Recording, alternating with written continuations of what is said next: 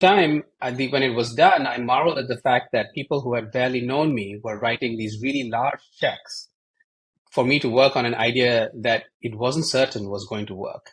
And I marveled at the system that we have that creates this flow of money from the people who have it to the people who need it, so that money is put to use. And I think that's the basis of the modern financial system that we have, and it is remarkable.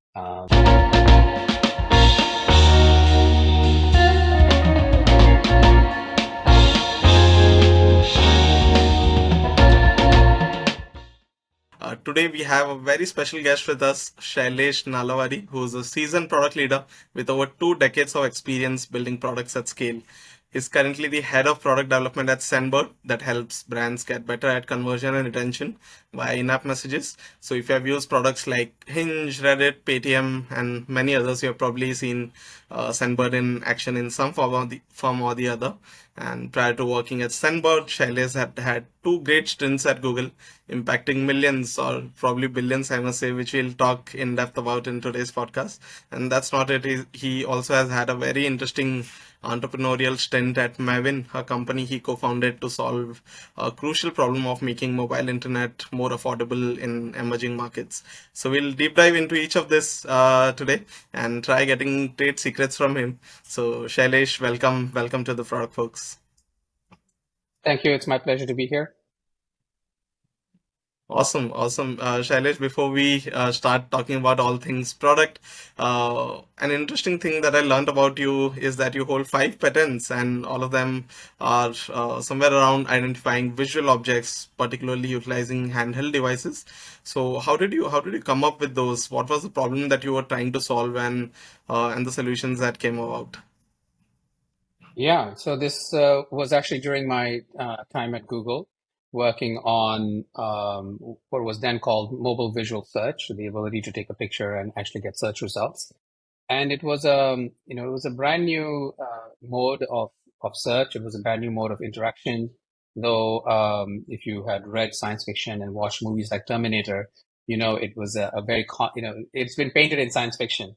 So we spent a lot of time really kind of innovating on what is the right way to present search results in a field of view, and those led to some of the interesting patterns that you described. Great. Any new patents in the works? Obviously, I'm sure that you won't be able to talk about it in detail, but any hints that you can give us?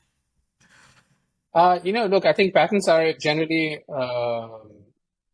an interesting thing that every company does. And so I'd say, yeah, we're always looking at patents. We always look at the work that we've done and we ask ourselves, is this genuinely new? And, is there IP here that can be patented? So yeah, always be looking for patents. Absolutely, absolutely. Shailesh, one of the interesting things that I observed in a LinkedIn post that you did a few days back was that you said that a lot more companies are hiring product managers now, but the quality of products have been subpar, or the kind of things that they've been building has not been up to the mark, right? This is quite a contrarian take in the current product management landscape. So could you maybe dive a little deeper into what you meant about that? Yeah, it's just my take has been that product management is very interdisciplinary, and it has multiple goals. And depending on whether you're hired as a junior product manager, a mid-level product manager, or a senior product manager, the goals that you're working towards can be subtly different. And people mistake, someone comes in at a junior level, really their main task is to execute on well-defined projects. Someone comes in at the mid to level, they are tasked with coming up with product vision. And if you come in at the senior level, a lot of it is just really managing the product managers on your team. And so the part of the mismatch often is, like, for example, you come in at the medium level, you're expected to kind of, produce a vision for the future, but instead you spend more time really, doing effectively project management, and not enough time kind of looking out to the future, working with customers to imagine, what a good product 2 to 5 years from now would be like. So that mismatch often leads to kind of failures in the role. And that's what I was alluding to. Totally, totally. And extending this a bit further, right? Since you have had two great stints at Google in great product roles. In fact, you were one of the founding members of Google Goggles, one of the pioneers in the image recognition technology space, not just in Google but in the entire world. Even though it was a pretty innovative bet, the product didn't quite achieve this success that it was expected to. In retrospect, what do you think was not right? Was it ahead of its time? Because now we see everything all about image recognition tech around us. Can you shed some light around the challenges that you faced, and how's that entire process like for you? Right. Yeah, so I think mobile visual search, circa 2010 to 2013 was ahead of its time. When we started work on the project, we identified, three necessary conditions, which was,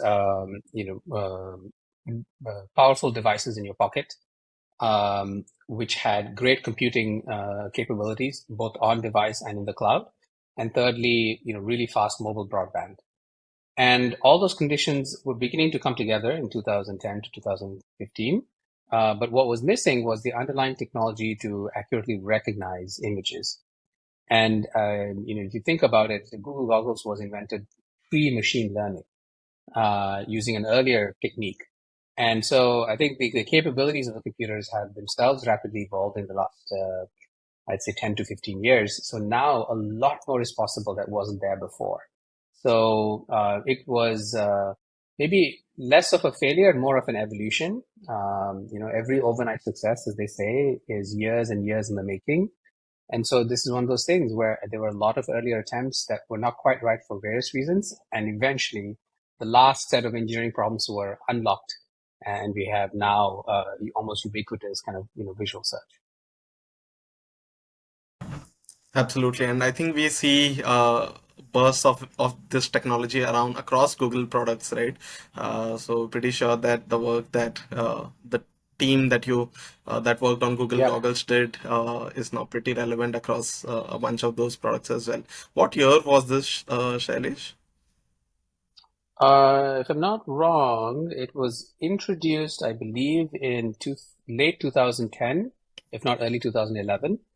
Okay, So it's that was the first got time. I it. think if you go look for it on YouTube, there's a launch video of Google Goggles, and I think that was in Yeah. 2000, November 2010. Wow, that's very interesting. This is probably right around the time when smartphones started to take off. Right, And uh, that's correct. and another interesting thing that I noticed in your tenure is you joined Google for the first time in 2007, and then you rejoined again in 2018 to head Firebase's growth products. What was the difference that you saw from point of view of the way Google builds products, the overall culture, and Google was a huge company in 2007 as well, but during 2018 it Yeah, was a magnanimous company that we all know it to be, right? So what was some of the right. key differences that you saw in the company during that time? Yeah, much has been written about how Google has changed over the years. I certainly observed in my first stint at Google, it was a very entrepreneurial company and very daring. They were not afraid to take risks. And, it didn't bother them, but there was regulatory issues or, financial issues. The founders were very clear that, you have to push the boundaries of technology, because they ultimately had a very positive view that more technology is going to help humanity do better. So, things like making a bet on Android, pushing into visual search, mobile internet bus, which was like an initiative they had in around that time to bring internet to emerging markets. These were all ideas that they pushed, and they were not afraid to fail. But I think if you fast forward to my second stint at Google, which, as you said, started around 2018, it was a much larger company. The governments were much more carefully watching every action all across the world.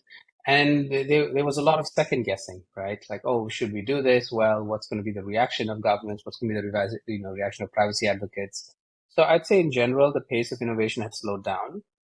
It was largely the same people, but the pace of innovation had slowed down because there was so much more oversight of Google.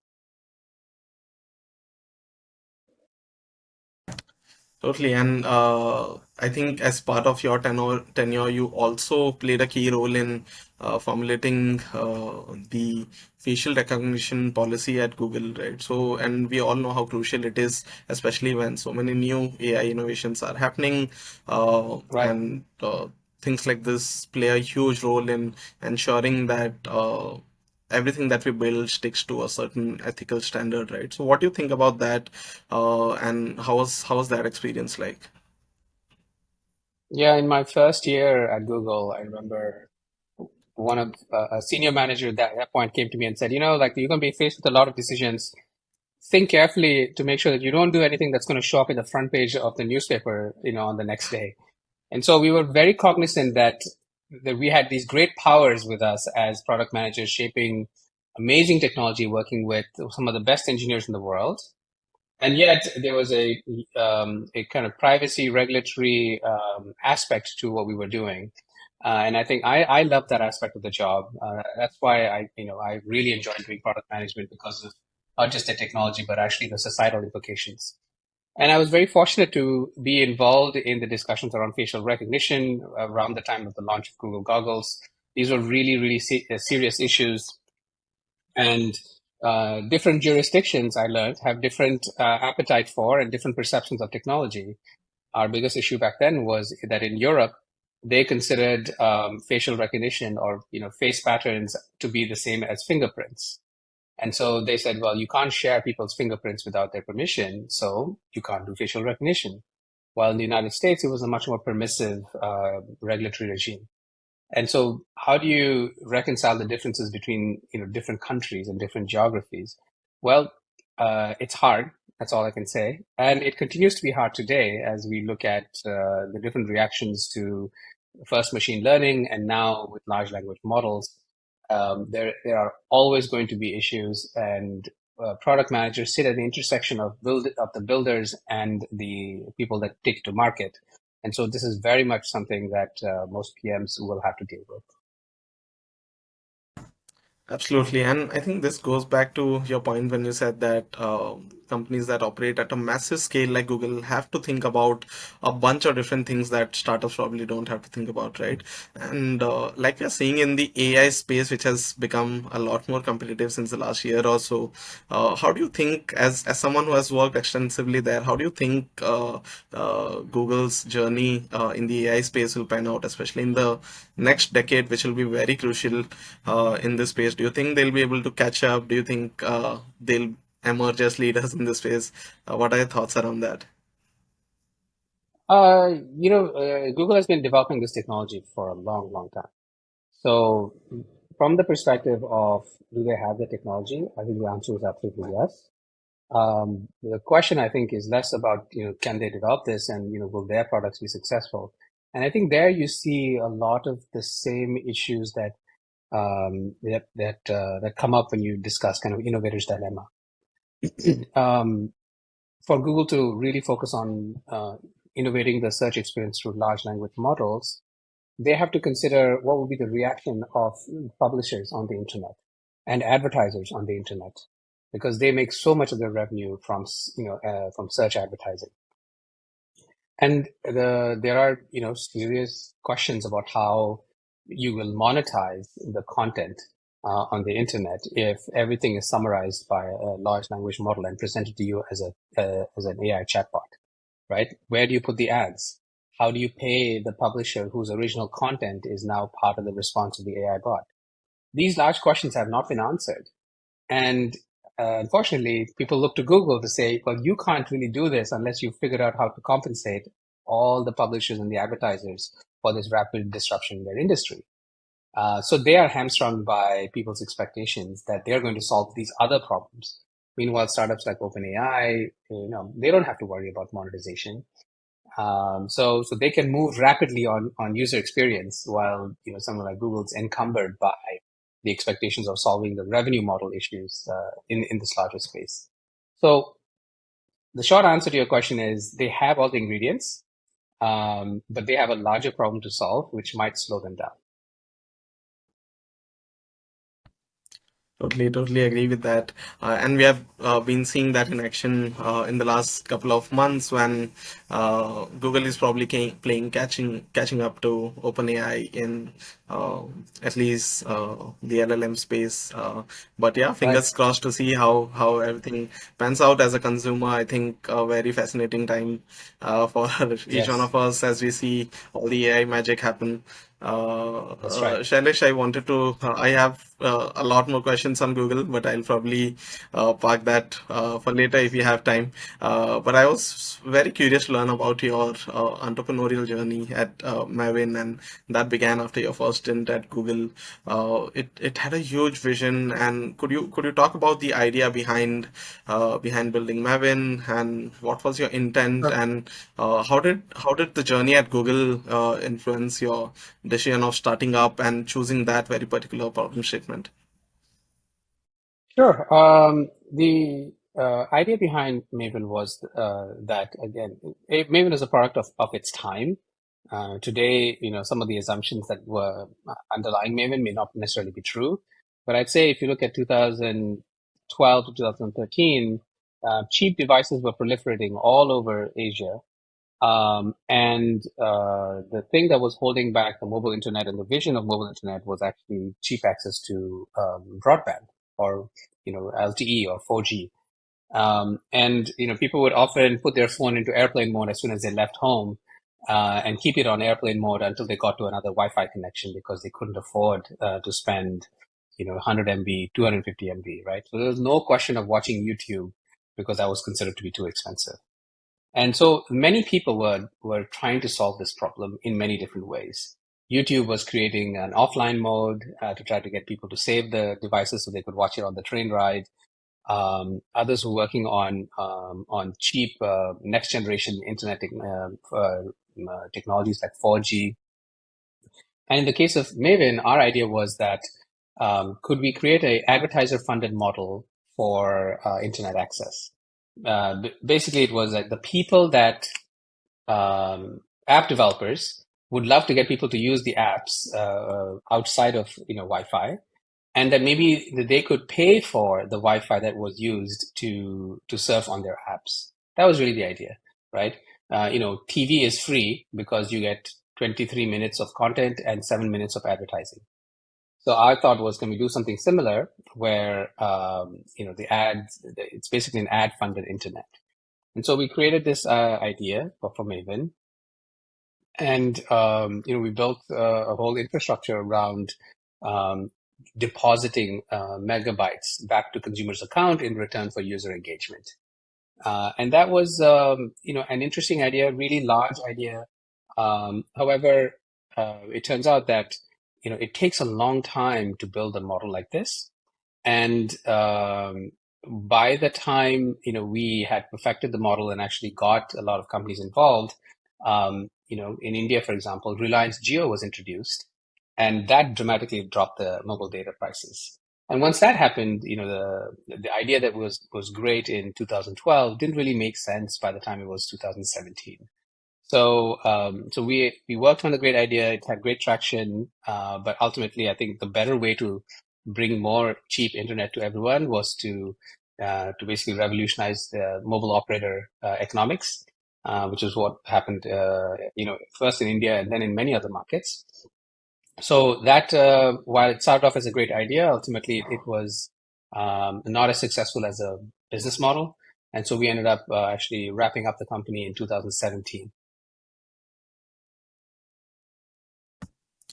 That's so fascinating. And the point you talked about Reliance Jio, right? In fact, we hosted Jio's chief product officer on a podcast 2 weeks back, and we dive deeper into the entire dynamics of it. And in India, in fact, we call it a pre-Jio era and a post-Jio era because everything pretty much changed after that for consumer internet. It gave rise to a lot more startups in the country, and it had ripple effects across many different demographics, right?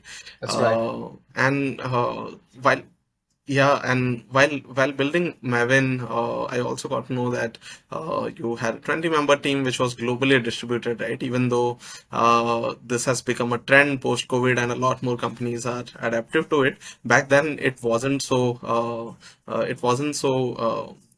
I would say widespread as a company building mechanism, right? So how did you land onto that decision, and was it challenging building that team?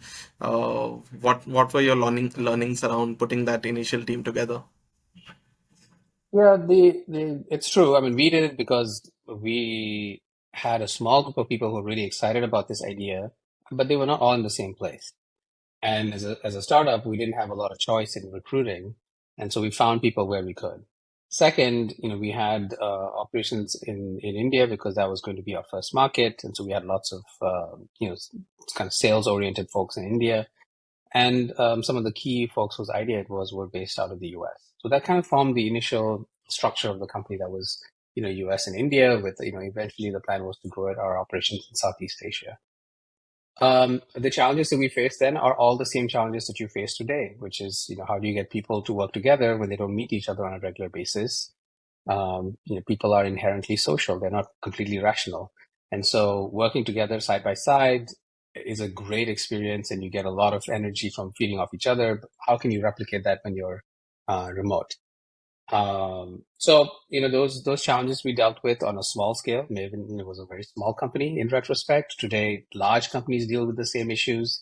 Lots of technology is being deployed, Zoom, video conferencing that we're on. A lot of this did not exist in a reliable way when Maven was running. But ultimately, I think the economic pressures to kind of have remote offices and now people's expectations that they can work wherever they are is such that we're going to have to solve this problem of people working remotely. And every generation of startups will make a small improvement in it that the next generation of startups pick up on, and then they fine tune it and continue to revise it. So I think we'll eventually start getting better at it, but nothing really, I think, replaces kind of, you know, 10 people sitting together in a room, working really hard together and riffing off each other's ideas. Totally. If you were to start up again right now, would you still choose the remote way, or would you plan to build it in-house like you mentioned, 10 people together in a room? Actually, there's a hybrid way where you would actually think really carefully about the structure of the organization and who are the people that need to work very closely together. Those would probably need to be co-located, or at least be able to meet weekly or monthly. And then functions which are less required to work together would probably be okay to be remote. And designing that, it needs a lot more thought than just like, let's just distribute engineers everywhere. I think that I would be a little bit more careful this time around. Absolutely. Got it. I think hybrid is the way to go for a lot of companies. It gets the best of both worlds Yeah. and negates the negative aspects of both as well. So, yep, that's right. Shailesh, you also raised money for Mavin, and this was the first time you were probably uh, raising venture money. How was that experience like for you as a founder? What did you learn from that? Oh, it was difficult. It always is difficult. And if it's not difficult, then you should be really suspicious of the outcome. But I actually, to be honest, it was one of the hardest things I've ever done. But at the same time, when it was done, I marveled at the fact that people who had barely known me were writing these really large checks for me to work on an idea that it wasn't certain was going to work. And I marveled at the system that we have that creates this flow of money from the people who have it to the people who need it, so that money is put to use. And I think that's the basis of the modern financial system that we have, and it is remarkable that it exists and it funds this level of innovation. Right? Well, that's important to know. Second, raising money does not mean you have a successful business. The ultimate goal of starting a company is to have a successful business, and raising money is merely a means to it. Some people lose sight of that, right? They think like raising money is the end in and of itself. To get featured on TechCrunch with with a fundraise with six zeros, is kind of everyone's dream. But honestly, like the most fun I had, or the really hard challenge after raising money, was convincing people to give me money in return for the services that I was offering. I think that is the true test of a business. That's the true measure of kind of whether you as a product manager have built something of value. And that was to me a much harder thing than raising money. As surprising as that sounds, because until you raise money, it always seems like, oh, it's so hard. And then you realize it's actually something much harder, which is convincing people to buy your product. Yeah, totally. In fact, my next question was just about that. Gigato, one of the apps under Mavin, had more than 500,000 users using it, and putting it into context, 500,000 users back then, probably a decade back, was massive, right? It's massive even now, but back then Yep. I would say it's at least 2 to 3 times higher in terms of value, right?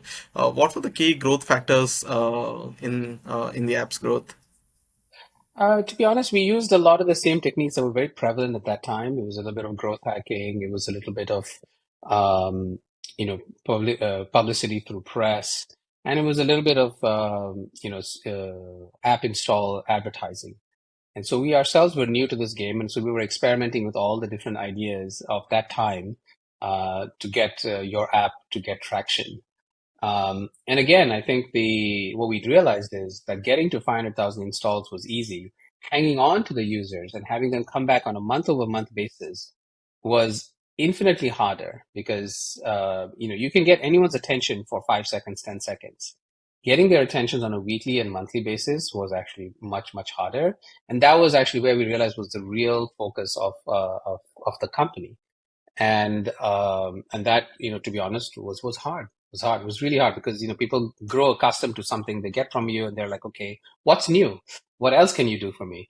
And so those kind of things, I think we realized was really hard in the B2C consumer app space.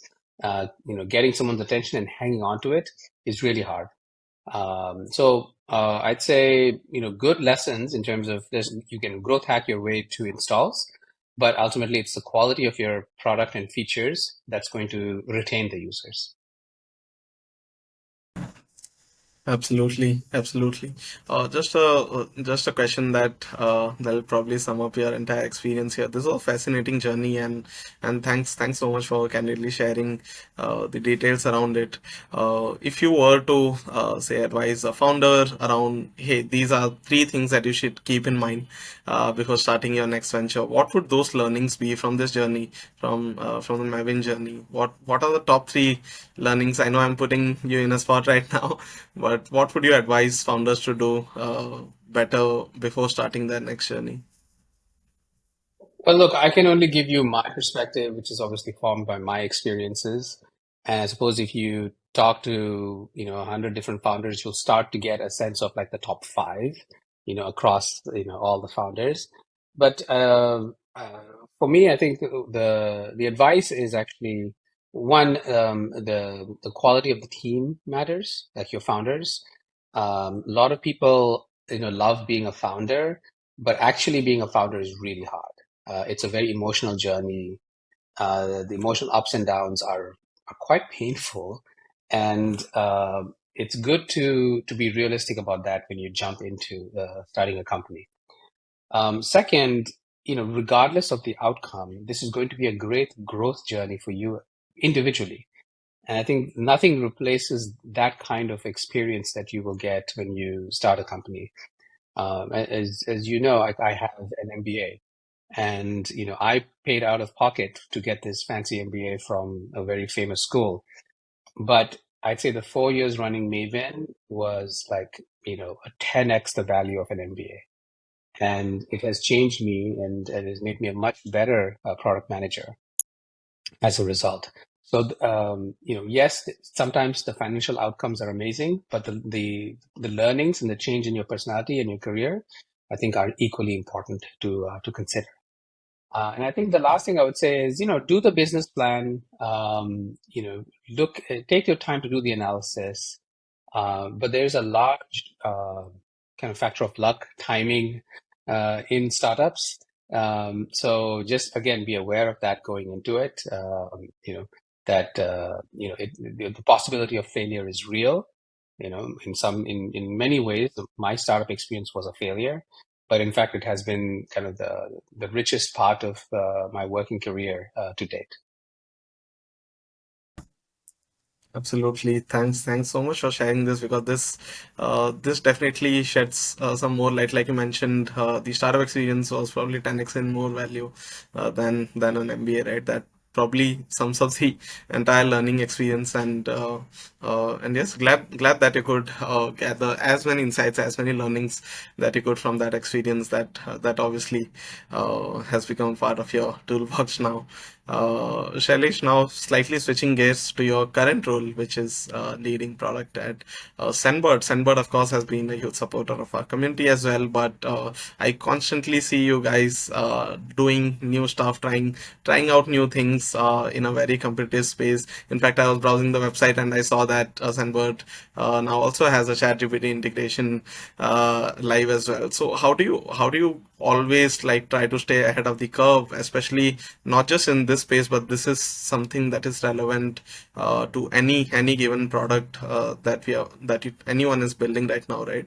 So how do you as a product leader ensure that as a company we stay ahead of the curve? Everything that's happening, we are going to do that better. How do you instill that mindset, and how do you go about this entire thing? A couple of things come to mind. First, our greatest source of information, our greatest source of inspiration at SendBird are our customers, right? They use our services to then build a business, which, by the way, is the reason why I love the developer space. I got into this at Mavin. We were empowering other people's businesses. At Firebase, it's the same thing. We're building tools for other app developers, and now Mavin, and eventually SendBird. We're building, a set of SDKs that other apps use to then create a business around it, whether they're in dating, on-demand food delivery, e-commerce, and so on. Other businesses use our services. And so the biggest source of inspiration, as I said, is our customers, right? They come to us and they tell us, like, I'm trying to do this, I'm trying to do that. What do you think? Will this help? And so listen to your customers. Obvious as that sounds, one of the things that I've done since joining SendBird has been to require all product managers to have at least one customer meeting a week and to document it, right? SendBird is a B2B company, right? Our customers are businesses. So it's different from being a B2C company where your customers are millions of individuals. So every PM meets with at least one customer a week on some pretext, either to solve a problem, to tell them about a roadmap, to get their feedback on some issue that they're having. That is one thing, right? The great things happen when PMs meet with customers. Ideas come to mind. Second, um, I have all the PMs actually, kind of read about technology and the developments of related fields, data warehousing, computer vision, machine learning, fintech, what's going on in money transfers. And so I think reading in the background about what's going on in adjacent industries is really helpful. And that's another way in which ideas, come to mind. And I think third is having a strategic framework where you have a 2-year or a 5-year plan based on what you think is going to happen. And then you paint the vision of what your product looks like in 2 years or 5 years. And then you work backwards from there to today. And you ask yourself, what do we need to do to build that future of the product? One. And then two, what confirming evidence do we need to say that we're on the right path? And so you're always asking yourself, like, do I have what I need to build this? And how do I know that I'm on the right path?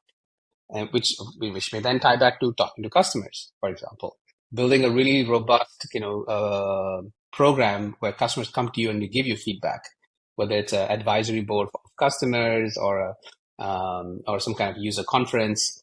So these are things that we do, and then and then it becomes a question of taking in a bunch of ideas and then pruning them, refining them, and then coming up with the 5 or 10 that make the most sense. That's kind of the process that we follow at SendBird. That's amazing. And like you mentioned, just small rituals like talking to one customer a week goes a long way because even though it sounds pretty obvious in hindsight, but a lot of PMs don't really bother talking to their customers or end users at all, right? Which is a huge blind spot. Another Actually, on that another note, if I interesting can, framework. Yeah, if you don't mind me yeah, jumping in, because this is an area that I get very excited about. One of the most yeah, painful yeah. things Please go you'll ahead. do as a PM, the most painful thing you'll do is to tell no to a customer. No, I'm sorry, this is not something we can do, and here's why. And that's a very humbling thing because nobody likes to say no. We all like to think that we're good people, but a yes is more expensive than a no. And so part of also like mentoring and training new PMs, and especially those on my team, is giving them the difficult assignment to inform a customer that their feature request has been denied, right? And that we're not going to work on it. Um, and that really, really builds like character, and it also makes you kind of think really hard. Like, did I do everything I could before saying no? Because it's going to be an unpleasant conversation. And what will the customer say? Will they leave us, or will they stick with us? So that, really important thing for all PMs to experience. And I think B2B PMs experience that a lot more than B2C PMs because B2C PMs don't really see each individual customer. And B2B, when a customer leaves you, it's very, very clear. Like, you have maybe 20, 30, 50, 100 customers. And when one leaves you, you remember. It's like a big deal. So, you know, getting experience to say no is a very important part of being a PM. That's so true. And uh, I think we'll put this quote on our merch probably. Yes, it's more expensive than no for all the fellow PMs. So Absolutely. thanks for sharing that. Another interesting framework, since we're talking about frameworks and rules and these things for PMs. Another interesting framework I saw you mention in one of the previous podcasts is about the S Turbo framework, right? And Right. how it guides you in your build versus buy approach. So for our audience today who's not aware about this, could you please dive a little deeper into what this framework is about and how to use it at SendBird? Sure, sure. I think there's a couple of videos about it, circulating around. So I won't go into the details of how to use it. But one of the most common things that a PM will do with an engineer or engineering team is to decide um, how we're going to build something, and should we just kind of buy a service from a third-party vendor, or should we build it in-house? Whether you are implementing banking services, payment services in your app, or whether you're implementing logging services in your app, monitoring services, or whether you're implementing in-app chat to facilitate communications between members of your community, you often have to decide, like, do I build this myself or do I just buy it from someone else, right? And the S Turbo framework, is a series of six questions that you would answer with your team on how on this problem that you're trying to solve. And at the end of it, it gives you a sense of should you be building it yourself or should you be, attempting to buy it from a vendor, right? It asks you a series of questions. S is it strategic? T I think is the team, and then R is regulatory concerns, and so you kind of work through each of those things, and at the end, you have a better understanding of the problem that you're trying to solve, and you do it with your engineering team so that all of you are together coming to the same conclusion and you have alignment as a result. So it's something, I had to practice informally for quite a while, and it was nice to be able to kind of turn that into a framework and a series of talks around it. Got it. Are there any more frameworks or similar rituals that you follow at SendBird? Yeah, I think there are, in some sense, as you see more senior into your career, the frameworks are the net a result of all of your experience, right? They encapsulate the learnings and the knowledge into little nuggets. And you know, I use frameworks that have been authored by others. Whether it's sunk cost fallacy, the 2x2 matrix for making what do you work on next. There's just so many different frameworks, and again, I think that there are now, fortunately, in product management, many distinguished coaches and influencers in product management who go out there and talk about a lot of these frameworks. In fact, SendBird, has a regular PM series, a webinar where we bring in a bunch of smart PMs and PM influencers, and they come in and talk about their favorite frameworks and how they apply them.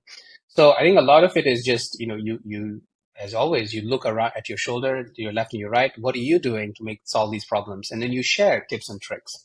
And so now we have a community of PMs, and I'm sure this forum is another one that really brings together senior leaders, and they share their frameworks, and then you can use them.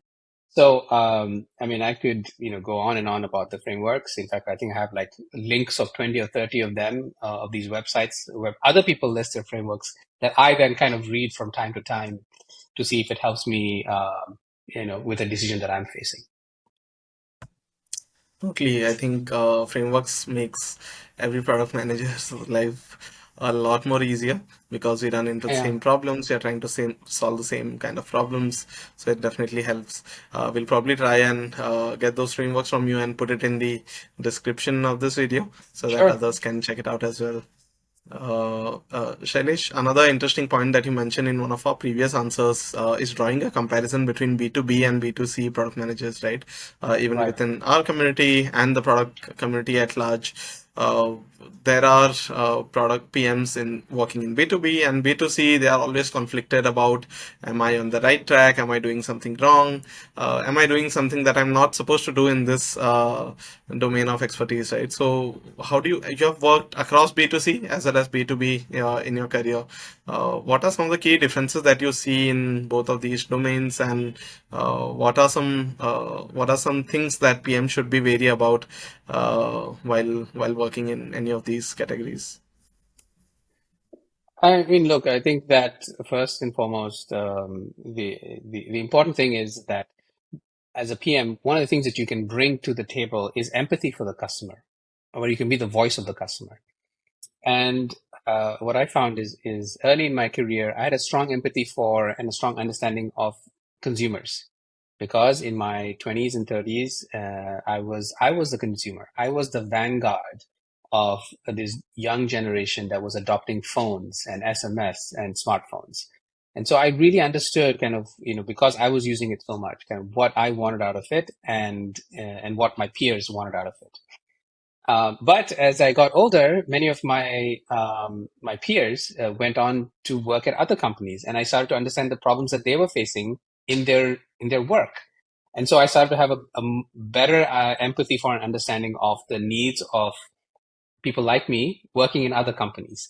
And hence, over my career, I've seen a shift from being very B2C focused to now being very B2B focused, because I have an intuitive understanding of what a mid to senior level PM working at a fast growing company or a large company, what problems they face in getting their work done. Right? That's me now. Um, so that's one way to think about, B2C versus B2B. In the beginning, it's, you're really, I think, really good at B2C. And then eventually you start to get really good at B2B as you age. Um, Another thing I think is, are you excited about the domain space? You should never underestimate kind of your personal excitement. I mentioned, I think, a few minutes ago that one of my inspirations was seeing what other people do with our technology. Seeing all the crazy business ideas that are built on top of SendBird's in-app chat is personally very gratifying for me. And so for that reason, I really enjoy working with developer API companies and B2B companies, because I see the difference it makes in them. And they come and tell me, when we have meetings with them and we have roadmap reviews, they show us, the progress or the lack of progress. And I can see that, very much kind of in my face. So that I enjoy of B2B. And if that's something that you like, then again, that may be one signal.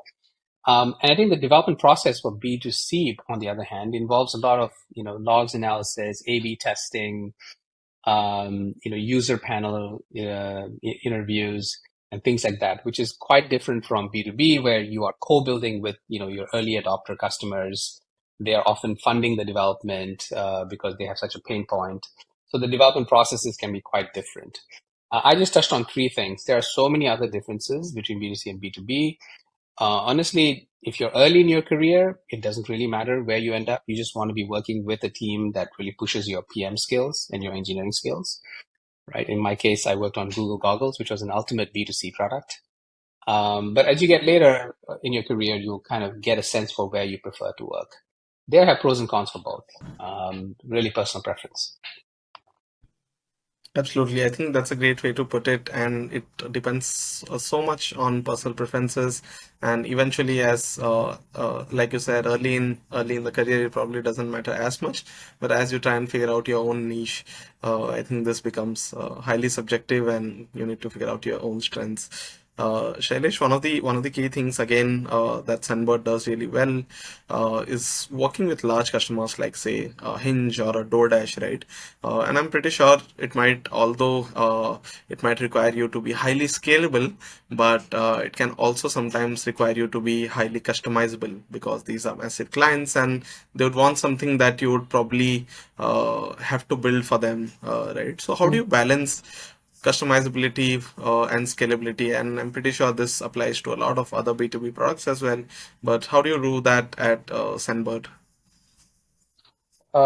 Yeah, well, I think first earlier I mentioned this idea of having a 2-year vision and a 5-year vision.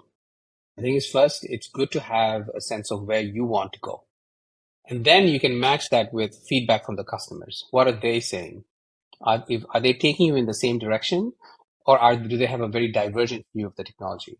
That I think will help you decide whether you need to have that dreaded conversation with the customer, which is, sorry, this is not something that we want to be doing. And we're not going to be able to support that feature request. Um, so, have a vision, have a strong vision of where you want to be. Of course, balance that with the size of the check that this customer is going to write. That of course matters. And, is this a one-off thing that you're doing for the customer, or or are you doing this because you think the customer is going to take you in the direction of a new product that may not exist? Or are you doing it because it's actually aligned with where you want to be? I think it's good to clarify that in your head. And in terms of customizability, what you eventually find is, again, it depends on the company culture. Some companies are great about product-led growth and focusing on self-service, and other companies are great at, enterprise deals, white glove service, large sales force, 12-month sales cycle. So I think a lot depends on that as well. And some of that gets set early in your career, like you decide, like, oh, I'm going to focus on self-service, quick, small deals, but large numbers, or I'm going to focus on these big deals. In the case of SendBird, we had the benefit, and we were blessed enough to have some really large customers come to us, and then they pulled the product out of us. And our culture was one of, we always like to say, endless tenacity for the customers. And that really won over some of these larger customers because they knew that we could support them no matter what they scale, whether it's DoorDash, Paytm, Hinge in the United States, Glovo in Europe. They had a confidence that they could support us, that we could support them, sorry. And so they started working with us and they would give us features. Conversely, we've invested in that segment, and maybe less so in kind of the self-service segment. And there are choices and consequences for that decision. But today, if you want the most scalable system for, in-app messaging, it's pretty much us. Are we the fastest to market? We could do better. That's an area that we always look to improve. But in terms of scalability, as a consequence of working with this set of customers who really pulled the product out of us, we are unmatched. Absolutely. Thanks again for sharing that with real world examples of your own My clients. So really appreciate that. Shailesh, I have tons of more questions, but we are a little short of time. I know you have a hard stop, and you're kind enough to give us your time today. But we'll end this with a fun rapid fire that we have for you to get to know you a bit more personally, and wrap this up. So, are you ready for the rapid fire? Let's do it. Awesome, awesome. If you could have dinner with any person in history, who would it be and why? I'm going to go a little personal. I would love to have dinner with my grandfather, who unfortunately passed away before I was born. He was a Oh, Tahsildar in a small district in South India. and I never got a chance to meet him. Oh, And I would love to meet and have dinner with him. wow, lovely, lovely. And what's a recent movie or a TV show that you enjoyed a lot? You know, I recently watched Tenet. I'm a big fan of science fiction. I wouldn't say Yeah, I enjoyed it because I'm still confused by the movie, and I think I'm going to watch it a few times. But I love science fiction, and I really, really liked it a lot. awesome. That's exactly what I felt about the movie as well. What is your favorite PM interview question? Uh, yeah, my favorite PM interview question is the one I don't want to tell you because that's the one I really use all the time. No, it's actually one question that I use often is to ask PMs to estimate the revenue from parking fines in the city of San Francisco.